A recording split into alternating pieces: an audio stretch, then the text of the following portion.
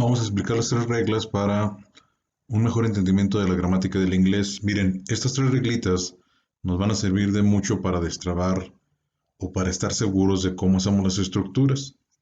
Si se acuerdan, la estructura básica que les había dicho yo, que de la cual partimos, es la de sujeto, verbo, complemento. En base a esa estructura es que se hacen todas las demás estructuras habidas y por haber. Todas las demás estructuras que haya van a salir o van a depender de esa estructura. Si se acuerdan, habíamos dicho que había 12 estructuras, 4 gramáticas, por 3 maneras de decirlos, afirmativo, negativo, interrogativo, nos da 12 estructuras, que es la manera en la que formamos el inglés.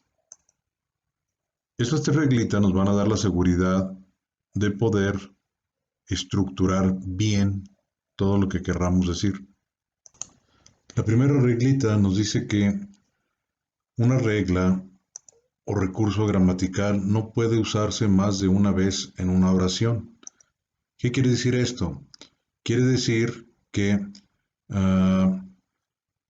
una regla gramatical que es la que viene ahí en el documento que les mandé, documento 2, y que viene ahí encerrado en un rectángulo, nos habla acerca del presente simple. El presente simple nos dice que para todas las personas el verbo se conjuga en su forma base, excepto para las terceras personas del singular, a las cuales hay que agregar una S a la oración. Esa es una regla gramatical, por ejemplo. Un recurso gramatical son contracciones, apóstrofes, negaciones, como ejemplos. ¿Sí? Vamos a ver. Estoy poniendo aquí una serie de verbos de este lado en verde. El verbo to like, gustar, cosas que nos gustan. I like apples, I like pears, I like oranges. El verbo comer, to eat. El verbo ir, to go. El verbo comprar, to buy. Y de este lado estoy poniendo la regla del presente simple. La reglita del presente simple me dice que para he, she, it, a la forma base del verbo hay que agregar una S para poderlo conjugar. Eso quiere decir que cuando el sujeto se refiera a he, she e it, he que puede ser John, she que puede ser Mary, it que puedo hablar de una animal o cosa, siempre que me refiera en el sujeto, la estructura básica era sujeto, verbo, complemento, siempre que me refiera en la parte del sujeto a esas personas, el verbo, a la forma del verbo, voy a tener que agregar una S porque eso me dice la reglita. De tal manera que si yo, por ejemplo, pongo aquí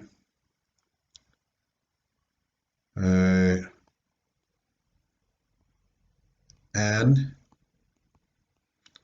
verbo gustar, like,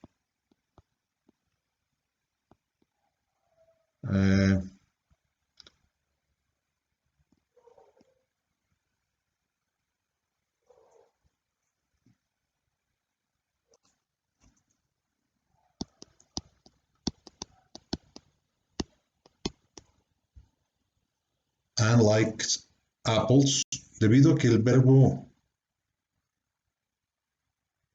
es like y el sujeto que estoy utilizando es an, a la forma base del verbo, like, acuérdense que estamos aquí en forma de infinitivo. ¿Cuál es la forma base? La que está después del to, ¿sale? La forma base del verbo like, tengo que agregar una S para que esté bien la oración. Ahí está mal la oración, ¿por qué? Porque no estoy agregando la S que me mencionan acá. Por lo tanto, para que quede bien esta oración, debo de agregar una S. Anne likes apples. Ahora sí, mi oración ya la tengo completa.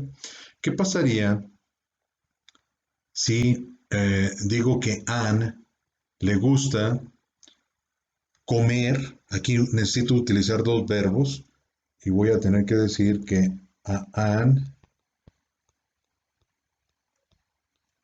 le gusta, like, comer, eat, manzanas, apples. Anne like, eat apples. Debido a que la regla gramatical me dice que debo de agregar una S, aquí lo más común es que dijéramos, pues tengo que agregar una S al verbo, tengo dos verbos, agrego una S aquí y otra S acá, porque eso me dice mi regla gramatical. Se le agrega una S a la forma base del verbo para he, she e it. Como estoy hablando de Ana, Ana es she, le agrego S. Pues hay un error aquí. La primera regla, a eso se refiere, una regla o recurso gramatical no puede usarse más de una vez en una oración, y aquí la estoy utilizando dos veces. Por lo tanto, esto está mal. Es un error. ¿Cuál de los dos verbos es el verbo principal aquí? Pues es el verbo like, porque estoy hablando de gustos, lo que a Anne le gustan las manzanas, o digo que le gusta comer manzanas, utilizando dos verbos. Por lo tanto, el verbo principal es el verbo like. ¿Cómo me quedaría entonces aquí mi oración para que esté de una manera correcta? Lo voy a decir and, pongo los dos verbos, fíjense bien lo que va a pasar aquí. Like, eat,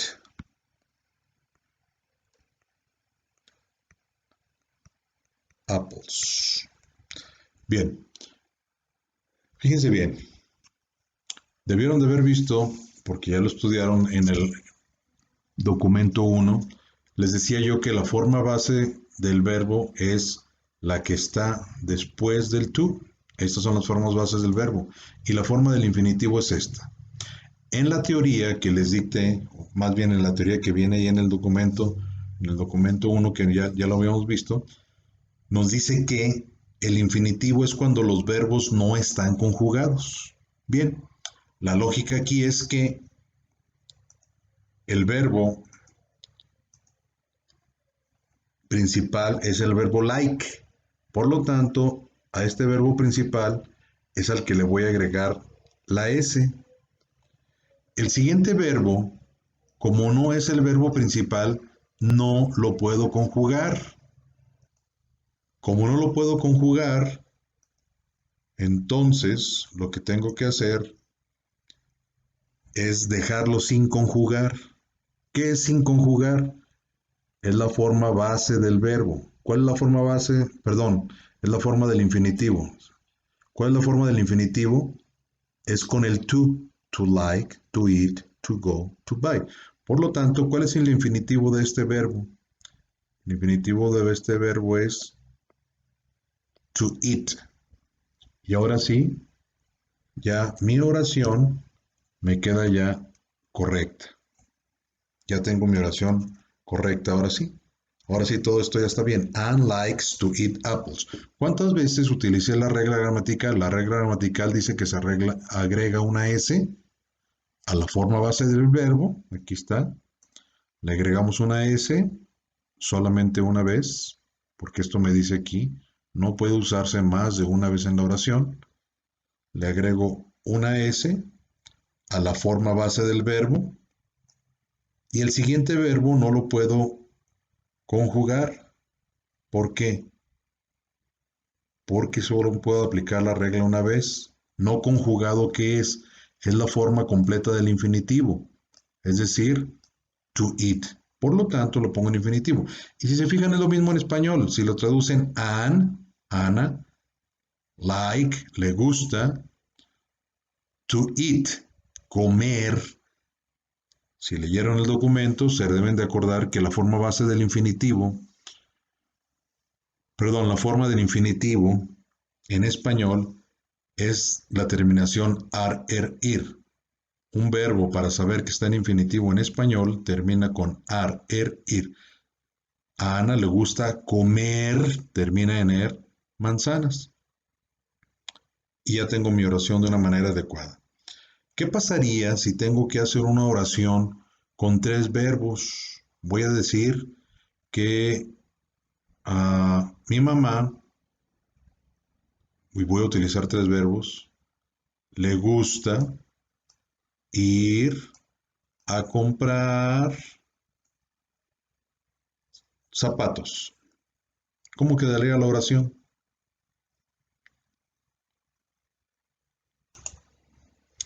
Una cosa que se me estaba pasando es que en inglés no existe le. A mi mamá le, a mí me. No existe en inglés me, le, te, se, nos. A nosotros nos gusta. No, simplemente en inglés se pone el sujeto, después el verbo o la forma del verbo o los verbos, porque aquí vamos a utilizar tres, después el complemento. ¿Cómo quedaría entonces la oración que queremos hacer? Quedaría my mom, y como el verbo principal sigue siendo like, gustar, ponemos likes, a este le ponemos la S, y el siguiente verbo que seguía, ¿cuál era? To go. Uy, muy apeñuscado aquí porque no me va a caber. Y luego el que sigue, comprar, to buy. Y por último el complemento. ¿Qué le gusta a mi mamá? Le gusta ir a comprar, y igual que en español terminan en ar, er, ir a comprar. ¿Qué le gusta ir a comprar a mi mamá? Zapatos. Shoes. Y ahí tenemos una oración con tres verbos. Y seguimos respetando lo que me dice la regla uno, que es lo que estoy tratando de explicar. Una regla o recurso gramatical no puede usarse más de una vez en una oración. Solamente se utiliza una sola vez. Igualmente, las negaciones, hay gente que pone dos veces la negación, una al auxiliar y una al verbo principal. No se puede.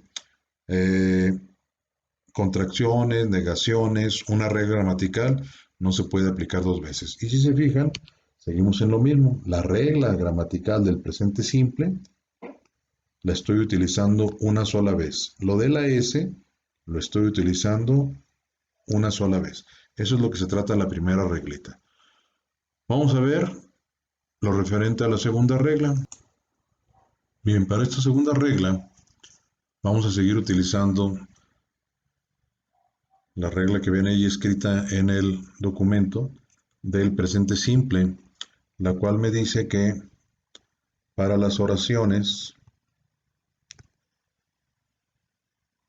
uh, en el presente simple, el modo afirmativo, la estructura que vimos la anterior, sujeto, verbo, complemento, esta estructura no lleva auxiliar. Pero la forma afirmativa no tiene auxiliar, así queda sujeto, verbo, complemento. La forma negativa, fíjense bien, en la forma negativa lleva un auxiliar. La estructura básica que dijimos era sujeto, verbo, complemento. Ahorita no se claven mucho si no le entienden a la cuestión gramatical del presente simple. Lo que trato ahorita de que vean es que el verbo auxiliar carga con toda la gramática de la oración. Ese es mi interés ahorita. Ok, dentro de todo eso que les dicté, bueno, que viene ahí en el documento 2, dice que los verbos auxiliares se escriben antes del verbo principal, es decir, el verbo auxiliar va en este lado. Aquí va el verbo auxiliar, ¿sale? Y las negaciones se escriben después del verbo al que niegan. Bien, el verbo auxiliar me dice que lleva toda la carga gramatical. Este lleva toda la carga gramatical. ¿Quién es el que lleva toda la carga gramatical? El verbo auxiliar. Dice el verbo auxiliar, que viene siendo este, el verbo auxiliar lleva toda la carga gramatical. Ahí viene explicado también en el documento que la negación not, que es la que se utiliza para negar verbos, se escribe después del verbo al que niegan. Tengo aquí dos verbos, el verbo principal y el verbo auxiliar. ¿A quién le voy a cargar la gramática de la negación? Pues obviamente al verbo auxiliar. No me acuerdo si viene ahí escrito y si no se los comento. El verbo auxiliar viene siendo el esclavo del verbo principal, ya que si hay gramática que ponerle aquí, ¿quién la va a cargar? El verbo auxiliar. En este caso la negación, vamos a ponerle aquí una N porque no me va a caber más. Verbo auxiliar y la negación se escribe después del verbo al que niega, ¿sí? Quedaría así la estructura para hacer negación. Vamos a hacer un ejemplo. Miren, por ejemplo, yo quiero poner, a ver si me cabe aquí con la pluma, quiero poner aquí, voy a poner un nombre corto, como el personaje que alguna vez les presenté, Bob.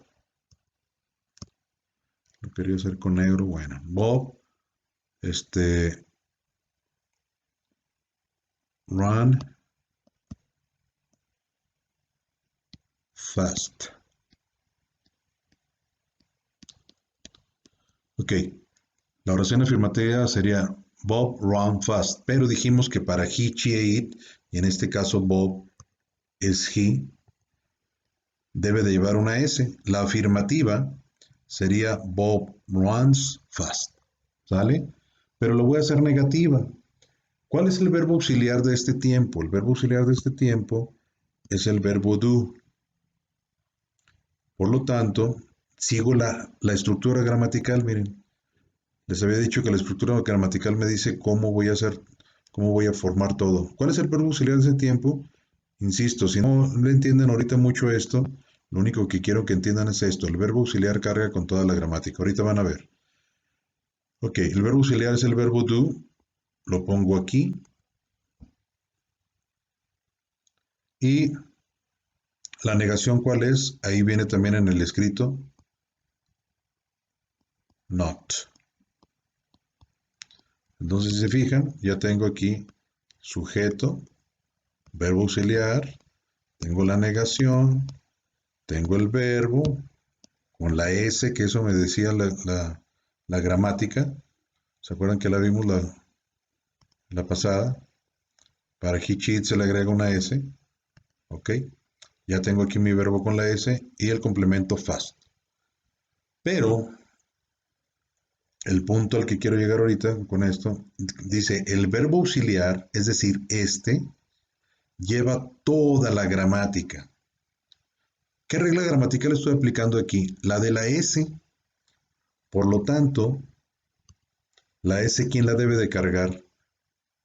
La S la debe de cargar el esclavo.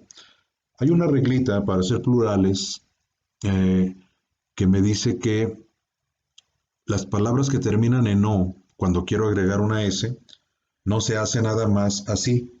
Dos. ¿Sale? No se hace de esa manera. Dice que cuando una palabra termina en O, se le debe agregar una E y después ya poner la S. ¿Sale? Ok. Pero, bueno, ya me quedo aquí. Bob does not runs fast. ¿Cuántas veces estoy agregando la S? La estoy agregando una, dos veces. ¿Es posible eso? No, no es posible, no debe de suceder. ¿Por qué? Porque la reglita 1 me decía que una regla o recurso gramatical no puede usarse más de una vez en la oración. ¿Y cuántas veces la estoy utilizando? Una, dos. ¿Está bien esa oración? No. ¿Cuál es lo correcto aquí? ¿Qué es lo que les decía que les quería enseñar? ¿Qué es lo que me da la seguridad de saber quién se queda con esto? Pues la seguridad me la da la reglita que me dice, el verbo auxiliar es el que carga con toda la gramática.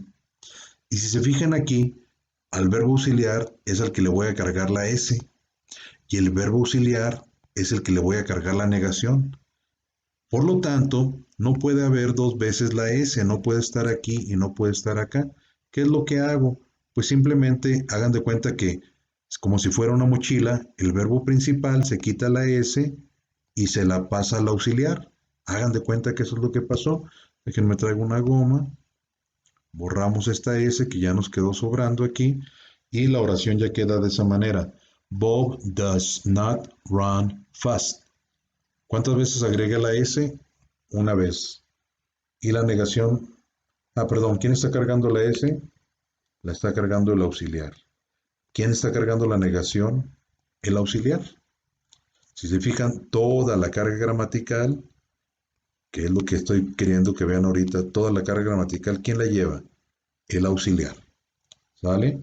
Ok, yo les decía en un principio que las estructuras, voy a utilizar otro, ahora color negro, nada más, que las estructuras son las mismas para presente, para pasado y para futuro. Esta estructura que tengo aquí, que la vamos a ver más adelante, insisto, ahorita no se apuren. Esta estructura, lo único que quiero, la trajimos ahorita para que vean o explicar esto, es la misma para presente, para pasado y para futuro. Si la quiero poner en pasado, Bob, el pasado de do es did, y en pasado ya no existe lo de la S, lo de la S es nada más en presente. Not, run, y de esta manera ya tengo la misma oración, la tengo en presente y la misma oración la tengo en pasado. ¿Qué fue lo único que hice? Pues seguir las estructuras. Tengo aquí el sujeto. ¿El sujeto cambió? No. ¿Quién cambió? El auxiliar, si se fijan. ¿Quién es el único que trabaja para ponerla de presente a pasado? ¿Quién es el único que se movió? El auxiliar. Por eso les decía, el auxiliar viene siendo el esclavo. La S, pues obviamente ya les dije, la S nada más para presente ya no existe aquí. La negación not no cambió, el verbo principal no cambió, el complemento no cambió. ¿Quién fue el único que trabajó? El verbo auxiliar. ¿Sale? El verbo auxiliar es el único que trabajó. Por lo tanto, se cumple lo que habíamos dicho. El verbo auxiliar carga con toda la gramática de la oración. El verbo auxiliar aquí carga con la S y carga con la negación. Y acá el verbo auxiliar es el que me dice que está en pasado, se tuvo que poner en pasado y cargar la negación también. ¿Vale? Ok. Vamos a ver la reglita número 3. Permítanme tantito. La tercera reglita se divide en dos partes. Una parte para to be y otra parte para los demás verbos que tienen auxiliar. Habíamos comentado desde un principio que existen 4 gramáticas. La del to be, ya dijimos la vez pasada, porque se estudia aparte el to be. Y las otras 3 gramáticas sí llevan auxiliar.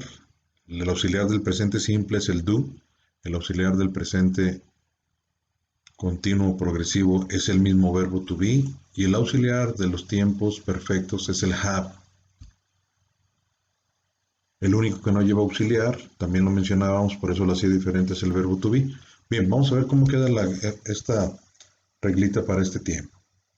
Dijimos que la estructura básica en la que nos basamos para hacer todas las oraciones es sujeto, verbo, complemento. Pero aquí sucede una cosa. Miren, en español las oraciones afirmativas son igual que las interrogativas. Si yo veo a alguien que se está durmiendo en clase, le digo, ¿estás cansado? Pero si no sé si esa persona realmente está cansado o no, para preguntarle las mismas palabras, lo único que hago es cambiar la entonación. ¿Estás cansado? Por lo tanto, debo de poner una oración de interrogación al inicio y una oración, perdón, y un símbolo de interrogación al final. Aquí, las oraciones afirmativas comienzan con sujeto. Las negativas, como lo vimos aquí, las negativas también comienzan con sujeto. Pero las oraciones interrogativas nos está diciendo aquí que comienzan con verbo. y las que tienen auxiliar comienzan con el auxiliar, que a final de cuentas el auxiliar viene siendo otro verbo. Bien, dijimos que primeramente vamos a ver el caso de to be. ¿Qué es lo que pasa con to be? Vamos a separar. Vamos a ver con to be qué es lo que pasa. Dice, las oraciones interrogativas comienzan con el verbo. ¿Qué es lo que tendría yo que hacer aquí entonces? Pues cambiar el verbo al inicio. ¿Sí? Y mi estructura, ¿cómo queda? Verbo. El sujeto, ¿qué sucede? Pues el sujeto se cambió al segundo lugar. Verbo, sujeto y complemento. ¿Sí? Les decía ahorita que las oraciones afirmativas y las negativas comienzan con sujeto. Las únicas que comienzan con verbo son las interrogativas. Estas son las interrogativas que comienzan con sujeto, con verbo, perdón. Nada más las interrogativas comienzan con verbo. Por lo tanto, esto debería de quedar así. Y según lo que hacemos nosotros, pues también deberíamos de ponerle así, un signo de interrogación al inicio. ¿Qué pasa? ¿Qué pasa si yo lo dejo de esa manera? Pues el verbo, como está al inicio, me está diciendo, oye, aquí comienza tu frase interrogativa.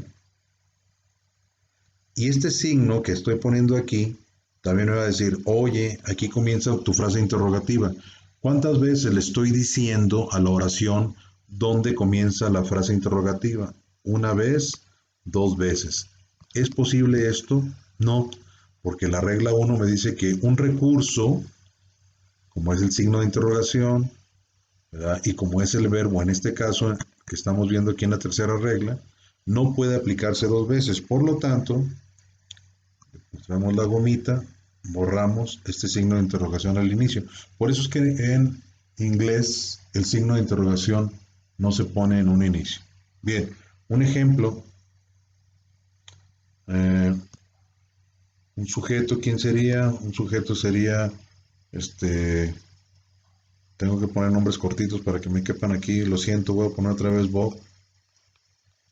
Bob, ¿qué forma del to be le corresponde a Bob? Bob am, Bob is o Bob are. Bob is tall. Oración afirmativa.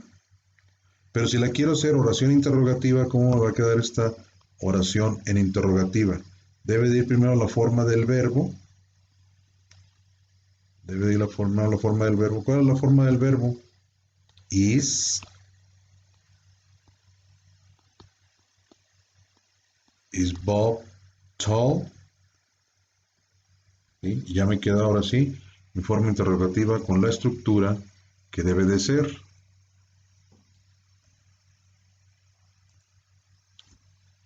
Primero verbo, luego sujeto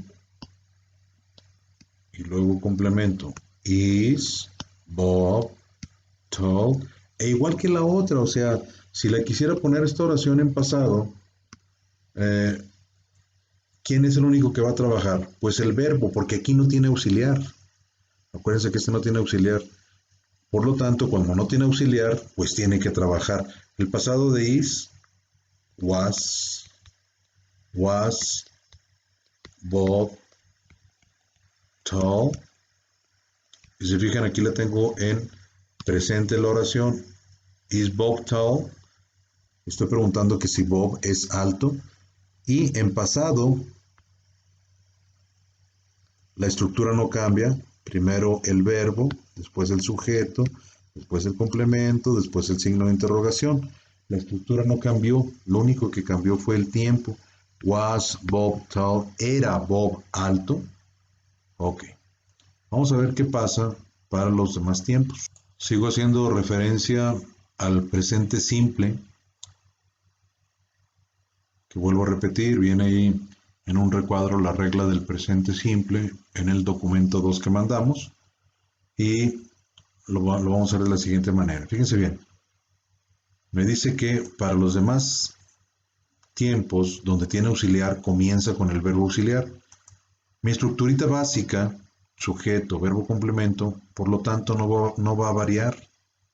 La dejo de esa manera. ¿Qué es lo único que voy a hacer? Fíjense bien, qué fácil es hacer las oraciones interrogativas en los demás tiempos. ¿Qué es lo que voy a hacer?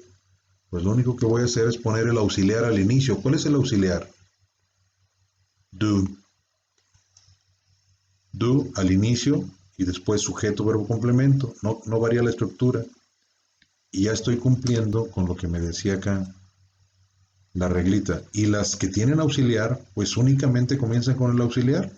En este caso, como la reglita del presente simple me decía que el verbo que auxiliar, no, perdón, pusimos acá la regla del presente simple para apoyarnos, que me decía que para he, she debe de llevar una S. Pues ¿quién creen que va a llevar la S aquí? Según la segunda reglita, ¿quién debe de llevar la S? El verbo auxiliar carga con toda la gramática. Por lo tanto, la estructura para he, para she y para it es el mismo verbo auxiliar, pero cargando la S. Por lo tanto, para he, she, it comienza con S. Voy a poner un ejemplo rápidamente. Para do, we,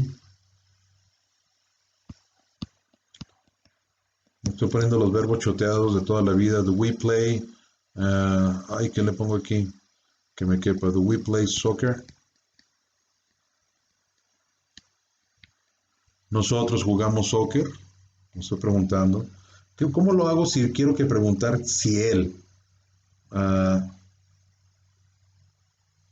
Fíjense bien.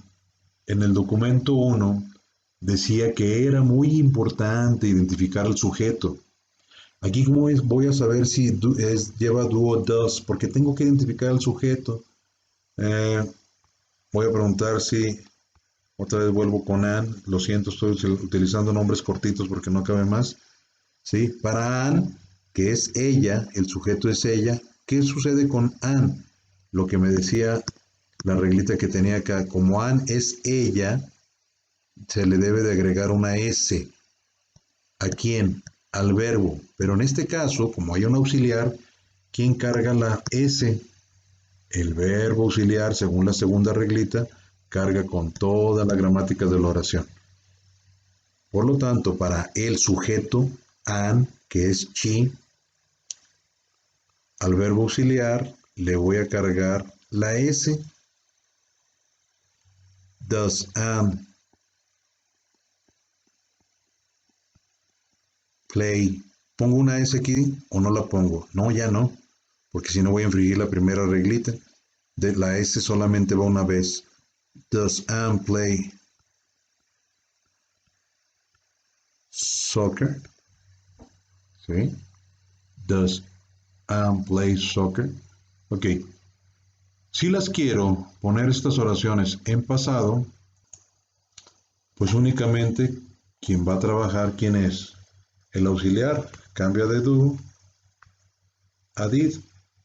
No varía el sujeto.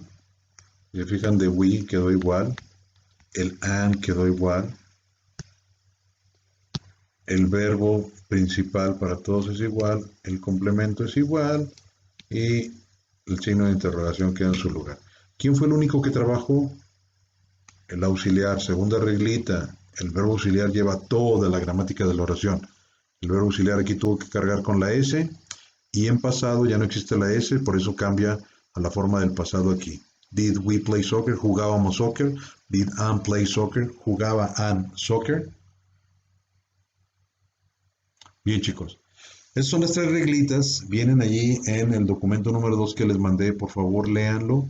Y espero que este video les haya servido para afianzar esos conocimientos.